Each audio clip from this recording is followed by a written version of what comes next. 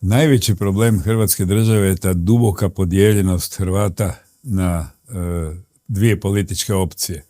Jedna, uvjetno ju nazovimo desna, domoljubna, i druga ona jugokomunistička, lijeva, nedomoljubna ili kako god je hoćete nazvati. Među njima je tako duboki razdor da pomirbe nema. Pokojni naš prvi predsjednik je govorio: pomirio sam sinove partizana i ustaša. A ja bih joj rekao: predsjedniče, ne pomirio, primirio. Čim prođu srpske rakete i granate i crnogorske, oni će dignuti glavu. Sad se tu glume da smo se pomirili jer su u strahu. I to se dogodilo. Odmah nakon njegove smrti digli su glave i preuzeli državu. Tuđman se još nije ohladio kad je njegov hrvatski narod, koji ga je oslobodio, kojem je stvorio državu, bio na čelu dok se oslobađala i dok su radili, dakle, uz branitelje, uz sve domoljube, nije se ohladio. Na izborima njegov narod izabere za predsjednika države Stipu Mesića, a za premijera Ivicu Račana. Ko su oni? Prvo, dezerteri koji nisu bili u Domovinskom ratu. Drugo, bivši komunisti, udbaši, koji ne mogu drukčije razmišljati sad zato jer smo stvorili novu državu. Njihov mozak je ostao na istim kolosijecima i oni idu istom kolotečinom kao i prije. Mesić je 1994. godine, u sred rata, bio sam u blizini tih zbivanja jer sam bio ratni ministar, on je htio rušiti preko Sabora Tuđmana i HDZ. U sred rata. Šta se događa s takvima koji to rade?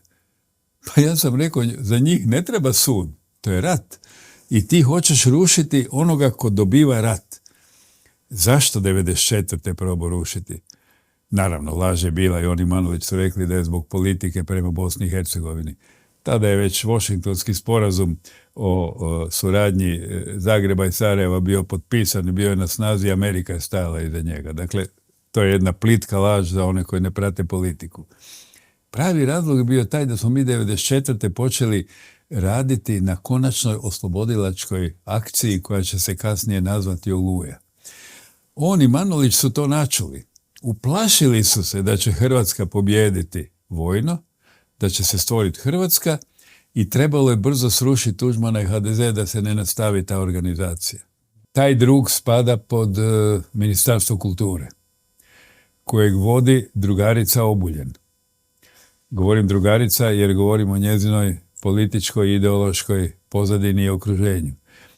Kultura je uz medije i obrazovne programe treći stup ispiranja mozgova.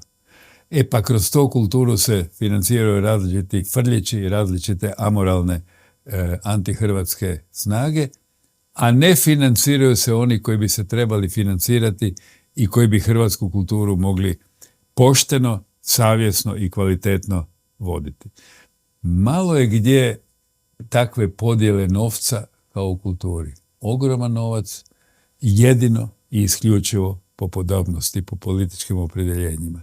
I posljedica toga je da se sa zastavama i sa križevima rade ovakve amoralne, ja bih rekao, brutalne scene i koje taj određeni krug ljudi ide gledati i zapravo u njima uživa jer pogađa, vibrira sa njihovim emotivnim stavom prema Hrvatskoj. Dakle, mi kad smo stvarali Hrvatsku državu nismo mislili takvo pravosuđe napraviti, nego pravosuđe u kojem će se čovjek koji je neogriješen o hrvatske zakone se osjećati sigurno. Nemate nikakvu šansu. Ili da vam kažem, zadnji moj proces koji sam imao protiv sebe, tužio me pokojni Josip Manolić.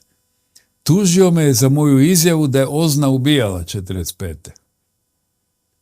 Ja sam na sudu morao dokazivati da je Ozna ubijala, ja sam priložio dokumente. Imao sam sreću, sudac koji je vodio to je dobio odmah unapređenje za višu instancu, jer je dobro vodio u njegovom smjeru. Iza toga sam imao izvanrednu odvjetnicu koja je uspjela zavući čitavu priču i zavukli smo sve do zastare.